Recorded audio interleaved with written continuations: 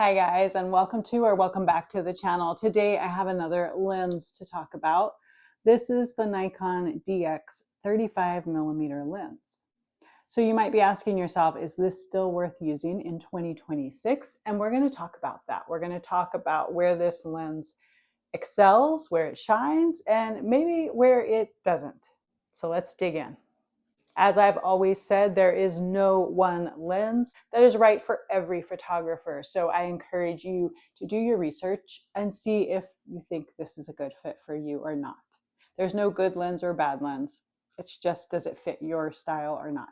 I am a photographer, mostly nature and wildlife photography. That is where my passion is. And I like to test out gear and tell you about it. So this is a 35mm crop sensor lens. That's the Nikon DX lens with 35mm focal length and an aperture of 1.8. It is designed for the Nikon F mount, the DSLR mount, and it can be used with the mirrorless Z mount if you have the adapter. So let's talk about who this lens is for. This is a very good portrait lens. It's going to be primarily geared for people who do a lot of portraits, especially if you have a crop sensor camera. So to be honest, if you're shooting a lot of long range nature or wildlife photography, this is probably not the best choice for you. In terms of build quality, this lens feels very sturdy, very solid. The manual focus ring turns very smoothly, and that's a great thing if you like to do manual focus. It's not a massive lens. It doesn't protrude a great deal from the camera. So talking about sharpness, that's like one of the big things everyone wants to know with lenses. Obviously, being a prime fixed lens, it's going to have a lot more sharpness than any zoom lens would. But with an aperture of 1.8, you can also get some softness too. Totally depends on what style you're going for. But I feel like this is a good mix where you can do both. Now, full disclosure, when I first bought this lens, I noticed that the focus motor on it was very, very noisy and it was pretty slow to focus. This was honestly, aside from my manual telephoto lens that I had purchased, this was my first time purchasing a lens. And I mentioned it to a friend of mine who had been in photography for a long time. And she said, yeah, some lenses are noisier than others, some are slower than others. So I said, okay.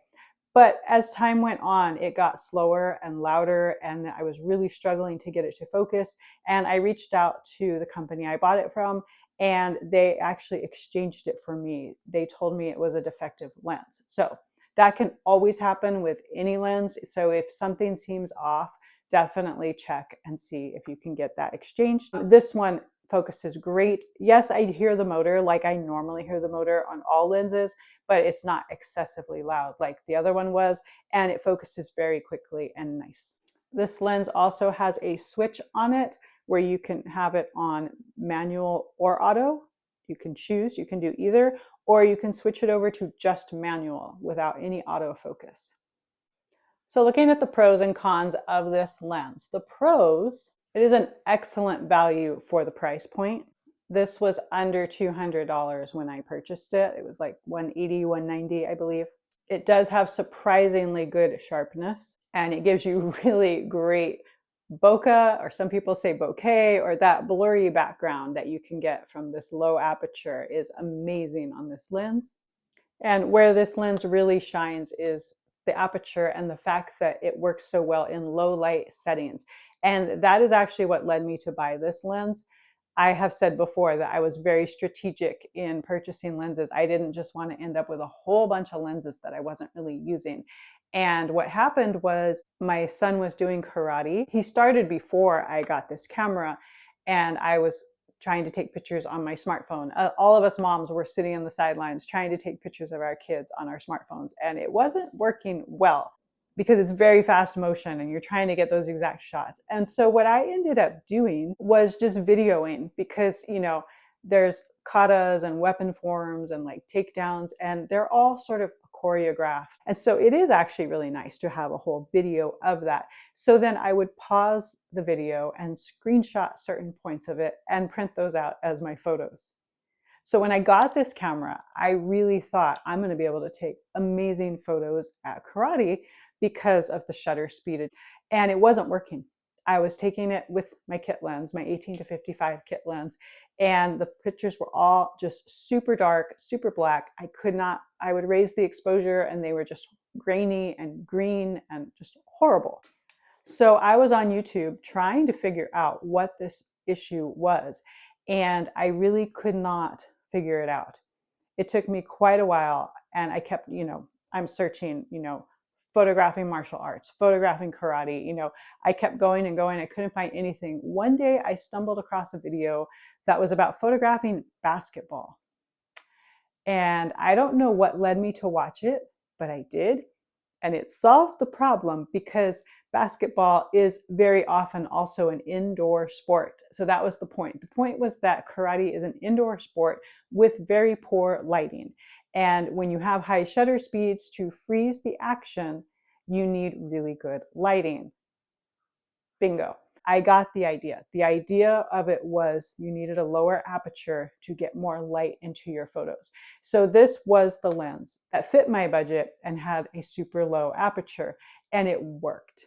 It worked perfectly. I was able to go take all the pictures, and I'm glad I got the 35. A lot of people talk about the nifty 50 and they encourage you to get a 50 instead of a 35. It totally depends on your situation. In my situation, sometimes I was still too close and it was being cut off, and I had to just choose, to focus on a certain part of the picture. I couldn't get the whole picture. I'd have to back up if I could. Sometimes I was already back against a wall and I couldn't back up anymore. For my situation, the 35 was perfect. So that was the hugest pro for me. But looking at cons, this lens does not offer image stabilization, although I don't think you're really going to need it for such a short lens, to be honest. If you want to do the manual focus, there is a learning curve to that, but I do think it's worthwhile learning it even if you don't use it all the time. Obviously, no zoom lens. This is a fixed lens. And of course, it's only for crop sensor cameras. So while you can use a full frame lens on a crop camera, you cannot use a crop lens on a full frame camera. I mean, you can, but you're going to have all that vignetting and it just doesn't work. So I'm going to insert some photos here that I took with this camera, and I did a comparison. I used my most used lens that I will get to doing a video on is the 18-300 millimeter lens. And I did a comparison. I set that lens at 35 millimeters, and then I took a picture. Tried to take the same picture with both of these lenses, and I put them here for comparison. So I will put those up here and discuss them. So I took a group of photos outside in really good lighting. We can look at those. There's one here of my rosemary plant, and I put a little card there so it makes it easy for you to know which one is the 18-300 and which one is the 35 millimeter. And that 18-300 is set at 35 millimeters. I also took a picture of a strawberry plant. It was sort of in the shaded area, so that was my goal there, but it's still outside. It's still decent lighting, and I took one with each lens. I also took one of there was a dandelion growing near the strawberry plant, and I took a picture of the flower on that. And then I took one of my lime tree with a lime on it. And then there's one of my basil plant, which is still going strong in the wintertime. It's fantastic. And so really what you see, or what you should see, really what you see is there isn't a huge difference in the pictures. There's some minor differences, but really not a huge difference because that's outdoors. It's in really good lighting. So where this lens really shines is in low lighting situations. So I took a couple pictures. They are not great pictures. I was just looking for areas that are very dark to take these pictures in to show you. So the first one, very, very black. This is with the 18-300 lens at 35 millimeters. Then you can see the exact same picture taken with the 35 millimeter lens. And you can see it is dark, but you can see what's there. Then I raised up the exposure on the 18-300 lens. I did no other editing on this pictures, just raised up. I raised the exposure all the way up, and you can see this really isn't a salvageable picture. Then I raised the exposure only part way up with the 35 millimeter lens. And this is actually a salvageable picture. You could do some color adjustments and things, and you could save this photo. So then I did another picture. And again, this is the 18-300, totally black. Then this is with the 35mm lens, and it's still dark, but yes, you can see. Then I raised up the 18-300 lens all the way, exposure all the way up. And again, this is just not a salvageable picture at all. And then I raised the exposure part way on the 35mm lens. And you can see that, again, this would be a salvageable picture with some editing work. So there is the big difference. That is where this lens really shines. So the final verdict on this lens is that it is a great lens, especially if you shoot portraits or you're looking for things with a lot of bokeh in the background, and also if you're shooting in low light situations. So if this review helped you, would you please consider giving me a thumbs up and consider subscribing? Those things really do help support this channel. And if you have used this lens, I would love if you would leave comments down below and tell me what you used it for, what you liked it for, or if you didn't like it, what you used it for and didn't like it. I would just love to hear any feedback on this lens. So I hope this was helpful.